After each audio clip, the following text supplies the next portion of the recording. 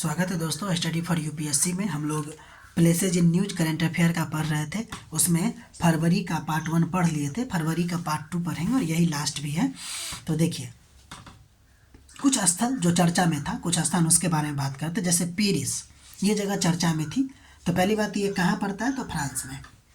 अच्छा, ये चर्चा में क्यों था? क्योंकि यहाँ के जो ग्रैंड पैलेस है ना, वहाँ पर एआई पर एक्शन के लिए शिखर समिट हुआ था। एआई एक्शन के लिए आपको शिखर सम्मेलन हुआ था, इसलिए यह जगह जो है आपको चर्चा में है।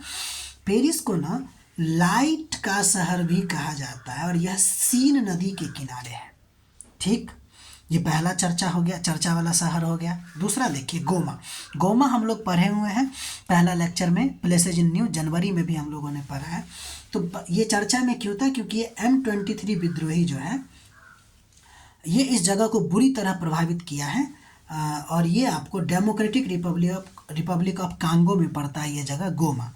अगला नंबर, प्रयागराज शहर चर्चा में थी, क्योंकि यहाँ पे महाकुंभ हुआ था, की मेजबानी किया था ये जगह। उसके बाद एक दरफुर एक जगह है। पहली बात तो देख लीजिए कि सूडान में है। कहाँ है ये दरफुर जगह? कहाँ है? तो सूडान में है। और यह जगह जो है ना, नरसंहार से प्रभावित है या संघर्षशील क्षेत्र है। अभी है यहाँ पे आपको हिंसा बहुत ज़्यादा मात्रा में हो रही है, दरफुर, इसलिए ये जगह जो है आपको प्रसिद्ध है या फिर चर्चा में है। अगला नंबर जो जगह चर्चा में था उसका नाम था लिपुलेख। लिपुलेख के बारे में फैक्ट देखते हैं। पहली बात तो ये कि ये उत्तराखंड राज्य में है। ये कहाँ पड़ता है आपको? उत्तराखंड राज्य में। अगर हम बात करें तो यह भारत, चीन, तिब्बत वाला इलाका और नेपाल के त्रिजंक्शन के पास यह स्थित है। तो ये आपको भारत, चीन और नेपाल के त्रिजंक्शन के पास स्थित है। और साथ ही साथ यह आपको कैलाश मानसरोवर तीर्थ यात्रा के लिए भी एक मार्ग प्रदान करता है।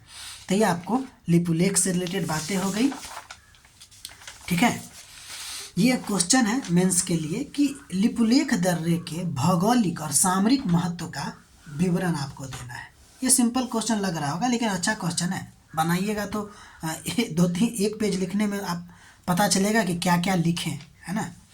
इससे और भी जानकारी हो सकती है आपको। अगला नंबर देखते हैं, जो जगह चर्चा में थी उसका नाम है तुर्काना झील। तो पहली बात, तुर्काना झील कहाँ पड़ता है? तो केन्या और इथियोपिया में स्थित है। ज़्यादातर केन्या वाले पार्ट में है। ठीक है। अच्छा, ये चर्चा में क्यों था? क्योंकि यूनेस्को और विश्व खाद्य कार्यक्रम के नेतृत्व में यहाँ एक सर्वेक्षण हुआ था और उससे ये पता चला कि इसमें ना बहुत ज़्यादा क्षमता है मछली उत्पादन को लेकर। ठीक है, इसलिए ये चर्चा में आई थी। तो ये कहाँ पड़ता है? तो केन्या और इथियोपिया में स्थित है। अगला इम्पोर्टेंट बात है, देखिए कि यह अफ्रीका का चौथी सबसे बड़ी झील है और अफ्रीका का ही सबसे बड़ी अस्थाई मरुस्थलीय झील है। ये कौन सा है? मरुस्थलीय झील है। अगर इस झील की प्रकृति की बात कीजिएगा तो यह क्षारीय झील है। ठीक, यह आपको ग्रेट रिफ्ट वैली में स्थित है और बंद जल निकाय है ये, यानी कि इंडोरैहिक लेक है ये। ठीक है, यानी इसका क्या मतलब हुआ कि इसका पानी समुद्र में नहीं जाता है। ठीक है, यानी कि समुद्र में पहले पहुंचने से पहले ही ये सूख जाता है, इस तरह से आप समझिए।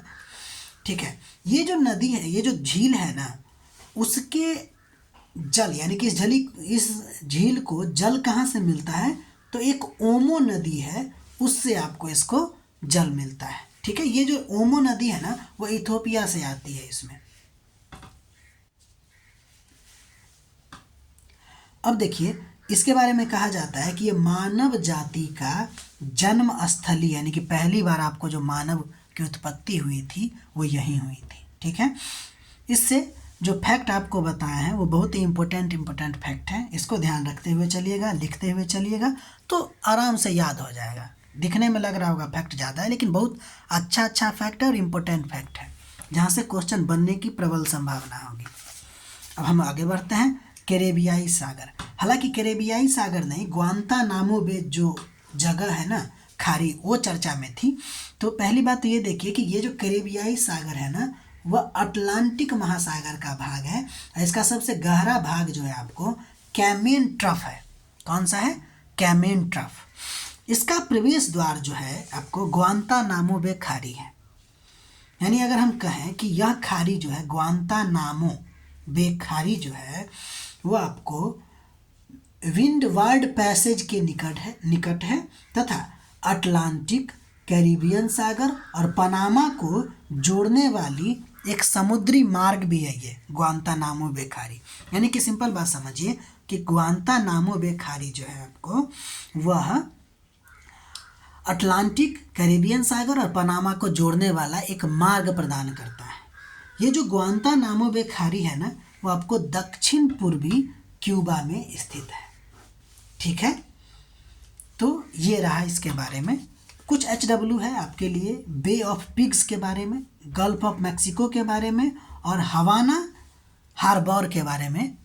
ध्यान रखिएगा कि ये क्या होता है, इसके बारे में जानने का कोशिश कीजिएगा। ठीक है, तो ये हम लोग देख रहे थे प्लेसेज इन न्यूज फरवरी 2025 का। ठीक है, अभी हम लोग लगातार प्लेसेज इन न्यूज ही देखेंगे। लगभग 12 दिन में कंप्लीट हो जाएगा, 12 दिन में या फिर 13 से 14 दिन हो सकता है, जिसमें हम लोग सिर्फ प्लेसेज इन न्यूज ही देखेंगे। जनवरी से लेके हम लोग दिसंबर 2025 तक देखेंगे। ठीक है, तो आप लोग को अच्छा लगे तो लाइक कीजिएगा, सब्सक्राइब कीजिएगा, ठीक है, शेयर कीजिएगा। और सबसे बड़ी बात, अच्छा लगे ना लगे इम्पोर्टेंट फैक्ट है, इसको याद रखते हुए चलिएगा। ठीक है, क्योंकि एग्ज़ाम में पूछा जाता है, जो अच्छा लगता है वो जल्दी पूछता नहीं है। ठीक है, तो ध्यान रखिएगा। बाकी हम लोग मिलते हैं नेक्स्ट वीडियो में।